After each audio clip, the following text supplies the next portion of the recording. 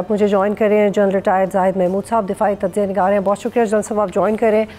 बहुत अहम फ़ैसला आया जनरल फैज़ हमीद के हवाले से, और फ़ौज के अंदर के एहतसाब के निज़ाम और इदारे में काम करने वाले लोगों के लिए ये कितना अहम है और मानी ख़ेज़ है, क्योंकि जब भी इस तरह के ट्रायल्स हमने माजी में देखे हैं तो उस 9 मई के एस्पेक्ट को निकाल के बात करी हूँ कि इस तरह के ट्रायल्स जब हमने माजी में देखे हैं तो उसमें सज़ाएँ तो बड़ी हुई हैं, लेकिन फिर कुछ अरसे के बाद एक कंफर्ट आया है सज़ाओं में।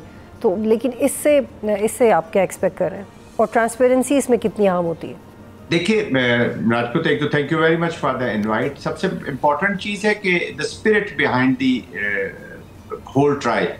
अच्छा, ये इसको ना हम जब कहते हैं ना कि जी इसको डिसीजन आया है या जो भी है, ये प्रोसेस का डिसीजन है, ये याद रखिएगा जी। इस फंडामेंटल जो चीज़ है वो प्रोसेस है कि आया वो प्रोसेस सही चला है कि नहीं चला। ये विम्जिकल तो नहीं है, कोई इंडिविजुअली किसी को टारगेट तो नहीं किया जाए या कोई और लार्जर सेंस नहीं। अनफॉर्चुनेटली हमारी पाकिस्तान की ज़्यादातर डिबेट्स इसी कॉन्टेक्स्ट में चली जाती है कि there is a reason behind this. But military को आप जरा मिलिट्री डिसिप्लिन को अलग रखें और बाकी जो पॉलिटिकल चीज़ें हैं पाकिस्तान की, या जो पोलराइजेशन का रिजल्टेंट है, उनको जरा अलग रखिए जी। तो purely from the military point of view, from the institutional point of view, the whole thing is through the process. इसका इतना लेबेरियस किस्म का प्रोसेस होता है कि आप अंदाजा नहीं लगा सकते जी। और उनको तो ये 15 months 15 months इसलिए कि जो भी वो विटनेस बुलाना चाहते थे, किसी को क्रॉस क्वेश्चन क्रॉस एग्जामिन करना चाहते थे, जो भी समरीज रिकॉर्ड हुई, वकीलों ने जो सवालात करने थे, क्रॉस क्वेश्चंस करने थे, वो ताकि 100%, क्योंकि अब जब ये आगे अपील में जाएगा after the chief of the army staff, तो the whole process will be, इसको देखा जाएगा by the high courts and the Supreme Court, या जो भी लाइन में आती है, वो इसको प्रोसेस को देखेंगे क्या ठीक हुआ या नहीं। तो इसलिए कोई ऐसी चीज छोड़ी नहीं। लेकिन जनरल साहब ये वाजे कीजिएगा कि अगर चीफ ऑफ आर्मी स्टाफ के पास अपील जाए तो उसमें भी प्रोसेस रिविजिट होगा, उसका क्या तरीका कार होगा? नहीं, वो तो आर्मी चीफ की डिस्क्रिशन है जी। वो सजा को कंडोन भी कर सकते हैं, खत्म भी कर सकते हैं, कंटिन्यू भी कर सकते हैं, इसको इधर रख सकते हैं। और आई मीन जो उनको हुई अभी 14 years, it's a huge punishment. तो वो उनका प्रोग्रेटिव है, उनको एक। अच्छा, और ये बताइएगा कि जब 40 दिन के अंदर अपील फाइल सपोज ये करें और उसके बाद ये चीफ के पास जाएं, और फिर टेक्निकली चीफ को कितना टाइम लेना चाहिए? There's no time bar as such, करने के लिए time bar नहीं है, but in these cases, this is not a small case, this is a high profile case. तो चीफ जो है वो he will not take much of the time. ये नहीं हो सकता कि वो उसको बस पेंडिंग में छोड़ दें।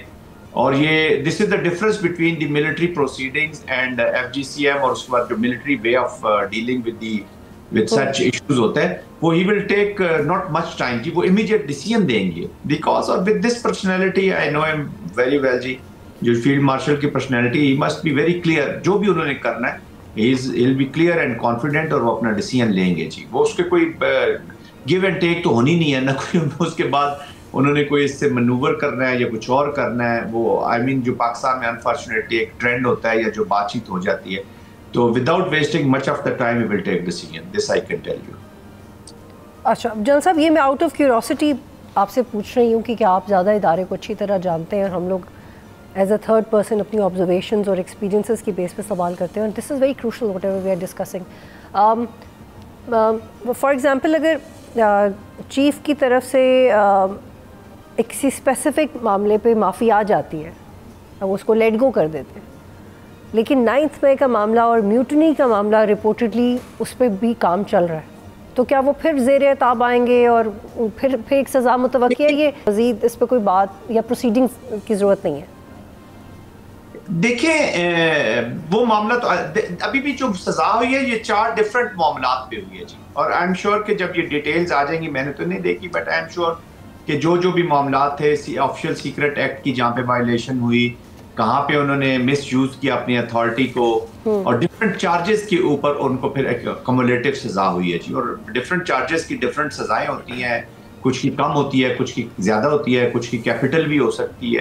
तो आई मीन उसका फिर एक कम्युलेटिव इफेक्ट आया जी। तो वो that will totally be a separate, अगर उसकी सजा इतनी उनको होती है कि which is covered in this period, तो of course this period is already started. ये तो नहीं हो सकता कि उसको अलग सजा दी जाएगी, और वो प्रॉब्ली उसी दिन से फिर शुरू होती है जब से आपका ट्रायल, आप अंडर आ जाते हैं, you are in under arrest, और आपकी ये चीज़ें इन्वेस्टिगेशन और ये सारी चीज़ें चल रही थी, तो ये पीरियड भी उसमें शामिल है। बट उसको एक सेपरेट ही केस समझा जाएगा, अभी भी इनको सेपरेट किया जाएगा। तो आप मे बी हो सकता है किसी एक की वजह से समझ रहे हो कि जी इसको मुझे माफ कर देना चाहिए, स्मॉलर नेचर का है, हो सकता है कंडोन भी कर दे थोड़ी सी पनिशमेंट, बट बतूल दिस इज नॉट दी एक दिन हो या 14 साल हो, the spirit and the value of the decision जरा वो दैट इज मोर इम्पोर्टेंट जी। ये तो नहीं है कि 4 साल अंदर है जी, 5 साल हो गए, 4 6 हो गए, 10 हो गए। ठीक है जल साहब, एक और वाजे कीजिएगा बात। When I spoke to one of the defence lawyers, और दूसरी पार्टी से हम मौक़िफ़ को समझने के लिए जब हमने बात की, तो एक मुझे उनका जो भी उनका दलील या आर्ग्यूमेंट था वो ये था कि माजी में फॉर एग्ज़ाम्पल जो एस्पॉइनेज के केसेस हैं, आप ज़्यादा बेहतर जानते हैं, ये उनका कहना है कि यही सबसे हार्श केस होता है कि आप मुल्क के ख़िलाफ़ जाएँ, जासूसी करें, वो ऑफिशियल सीक्रेट एक्ट में सबसे हाईएस्ट जो क्राइम है वही आता है। तो ऐसा तो कुछ हुआ नहीं है अकॉर्डिंग टू देम। और माजी में जो इस तरह के केसेस थे, जिन फॉर एग्ज़ाम्पल जिन जावेद इकबाल या असद दुरानी को भी बाद में इसमें डील किया गया, तो उन्होंने कहा जी 10 साल की सज़ा हुई, उसके बाद अपील में भी गए, और फिर 1-1.5 साल के बाद वैसे ही उन्हें कंफर्ट मिल गया। तो आप इस पर क्या रिस्पॉन्ड करेंगे? मैं यही कह रहा हूँ कि जी वो डिस्क्रिशन है चीफ फार्मिंग स्टाफ की कि वो उसको कंडोन करना चाहते हैं तो कंडोन भी कर देंगे। फिर मैं राजपूत, फिर मैं उसी तरफ ही बात करूंगा कि एक्चुअल स्पिरिट देखे ना जी, इट्स अ ह्यूज पनिशमेंट। आप और बहुत सी चीजें आपकी स्ट्रिप ऑफ हो जाती हैं, आपका रैंक आपसे ले लिया जाता है, आपके जो थोड़े बहुत जो आपको ऑफिशियल बेनिफिट्स मिले होते हैं वो भी आपसे ले लिए जाते हैं। इस लेवल पे और इस ह्यूज लेवल पे ये जो ग्रेस और ये जो चीजें होती हैं, दीज मैटर्स अ लॉट। और फिर आप ना आप किसी पॉलिटिकल एक्टिविटी में हिस्सा ले लेते हैं। हमारा एक फिर मुआशरे का भी एक वो इशू है, मतलब इशू तो नहीं है but this is how our society is made up. जब आपको एक दफा पनिशमेंट हो जाती है तो फिर you can understand for a military soldier उसका एक ही चीज उसका हाल मार्क होता है, दैट इज द प्राइड। और जल साहब ये कंफर्म कर दें, क्योंकि ये भी कहा जा रहा है कि रैंक्स वापस नहीं लिए गए, तो ये इसके साथ ही हो जाता है जब इस तरह के मामला होते हैं। जब आपको पनिशमेंट होगी तो you can't use the rank with you, आप बिल्कुल यूज नहीं कर सकते। ठीक जल साहब, चूँकि मिलिट्री कोर्ट्स के हवाले से कुछ चीज़ें हैं लीगली जो रुकी हुई हैं, पेंडिंग में है, तो फिर अपील का मरहला कैसे आगे जाएगा? क्योंकि when I spoke to the other party, तो उन्होंने कहा कि चूँकि ये चांसेस हैं कि लॉ चेंज हो सकता है, और लॉ चेंज होने के बाद मिलिट्री ट्रायल्स की नौइयत बदली जा सकती है, तो अगर वो बदलती है तो वो जा सकते हैं, उनके पास सेकंड ऑप्शन है हाई कोर्ट, सुप्रीम कोर्ट। लेकिन अगर वो नहीं होता तो फिर चीफ का इंतज़ार करें। But my point is that how what would be the shape of appeal with this pending thing in the law? ये जो फील्ड जनरल कोर्ट मार्शल की प्रोसीडिंग्स है, वो प्रोमलगेशन जब होगी अभी 11 तारीख को, तो वो उसकी प्रोसीडिंग्स तो कंप्लीट होने के बाद ही आपने पनिशमेंट दिया ना, तो एयर आफ्टर वो उसकी जो प्रोसीडिंग्स है वो तो as far as field general court martial की वो कंप्लीट हो गई। अब अगर उसमें कोई टेक्निकल हिच रह गई है या कुछ चीजें कम है, तो दैट्स व्हाई अपील में जब जाएंगे तो कोर्ट फिर ऑर्डर कर सकता है जी कि जी आप इसको अपील के बाद भी कोर्ट ऑर्डर कर सकते हैं ना। चीफ ऑफ आर्मी स्टाफ की अपील के बाद ये कोर्ट्स में जाएंगे जी, हाई कोर्ट में जाएगा, हायर कोर्ट्स में जाएंगे, तो वो कह सकते हैं जी कि टेक्निकली ये प्रोसीडिंग्स करेक्ट नहीं है, इनको दोबारा किया जाए, फिर दैट कैन बी रीडन, या उसमें जो भी कमियां कोताहियां होंगी वो आइडेंटिफाई कर देगा जी कोर्ट। लेकिन जहां तक इस फील्ड जनरल कोर्ट मार्शल का ताल्लुक है, इसकी प्रोसीडिंग्स कंप्लीट होने के बाद ही पनिशमेंट अनाउंस की गई है और उसके ऊपर अमल दरामद शुरू हुआ है। ठीक, जल साहब एक और हवाले से भी आपके जवाब चाहिए कि कल पुलिस चेक पोस्ट पर हमला हुआ, फिर फ्रीक्वेंटली हमने देख रहे हैं कि हम हमले हो रहे हैं और यूएन में भी मामला उठाया जा रहा है, तो क्या फिर मुज़ाकरात परमानेंट सोल्यूशन इसके नज़र आ रहे हैं या हम एयर स्ट्राइक्स कर सकते हैं? देखिए आप मैं जो आपका थोड़ा सा सवाल समझो कि जो हमले हो रहे हैं ये तो कंटिन्यू रहेंगे जी। परमानेंट सोल्यूशन इसका यही है कि जो आपने नेशनल एक स्टांस ली है, डायलॉग, देखिए डायलॉग भी और वॉर ये दोनों एक ही पॉलिटिकल एक्टिविटी का हिस्सा है जी। हमारी प्रॉब्लम ये है कि हम समझते हैं कि डायलॉग शायद अलग चीज है और वॉर अलग चीज है, इनमें से आपने एक चूज करना हो।